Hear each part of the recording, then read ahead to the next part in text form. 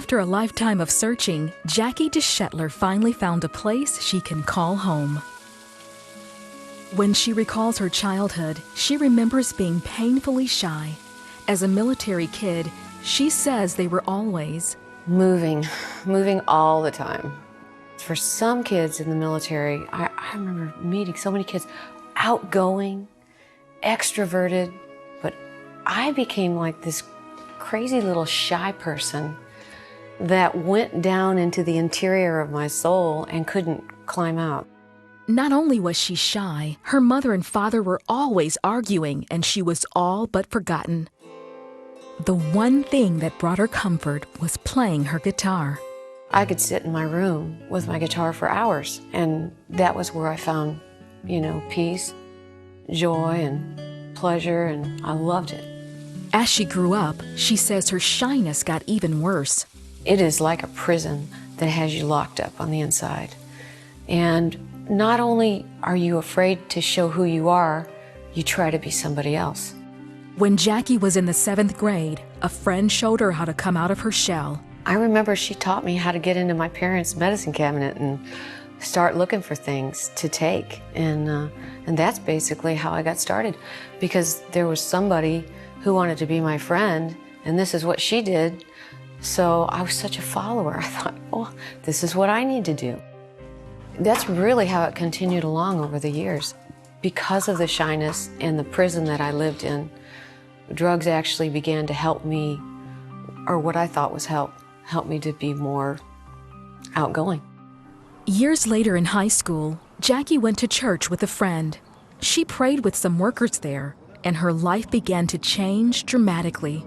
I started feeling clean on the inside, like, wow, it's just like so refreshed, and I could feel things washing away from my life. I could feel this I had an amazing experience.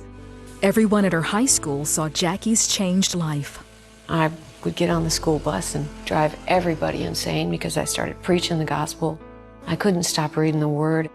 After high school, she started performing in bars and nightclubs. Jacque says the nightclub lifestyle destroyed her young faith.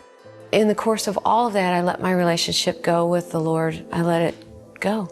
I slipped into many years of some really strong drug abuse, things I never in my life would have thought, places I'd never thought I'd go, things I never thought I'd do in my life. Eventually, Jacque married a man who loved to party as much as she did. We were involved in crystal meth, and basically, our motto was, you don't have to eat, you don't have to sleep, and you can work really hard, but spend all the money on drugs and live in these hideous houses that were filled with trash, condemned houses, so that you have the money to spend on drugs. And oh man, it was the darkest, it was dark years. The long hours of work and the drugs took their toll on her health. Her marriage began to fall apart. I stood against the wall in one of these rooms, and I remember the carpet in there was, the stench of urine in the house. And I just began to cry. And basically just sunk down into the floor and just begging God to come back, come back again. Jacque left the nightclub scene, found a church, and became a waitress. I felt like I needed to quit singing for a while. And so I did. And during that time, I would leave the restaurant and I'd go to as many church services at Grace Church as I possibly could. Worship became an amazing force in Jacque's life. Here I am standing in the back of a church, and love is showering me. I was like, this is amazing. Today, Jacque leads worship at the St. Louis Dream Center.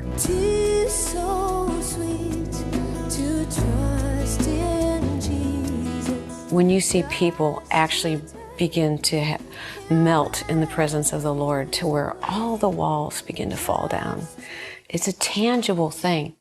Jacque's married to artist Steve Deshetler. Her creativity is pretty amazing. The music that she writes, almost exclusively comes out of her life experiences.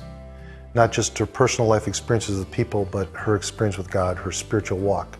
I say God is the ultimate father because even in the things that I think and don't understand, I lean on him. And I know that he will direct the way and the path. My life's a giant thank you because he saved my life.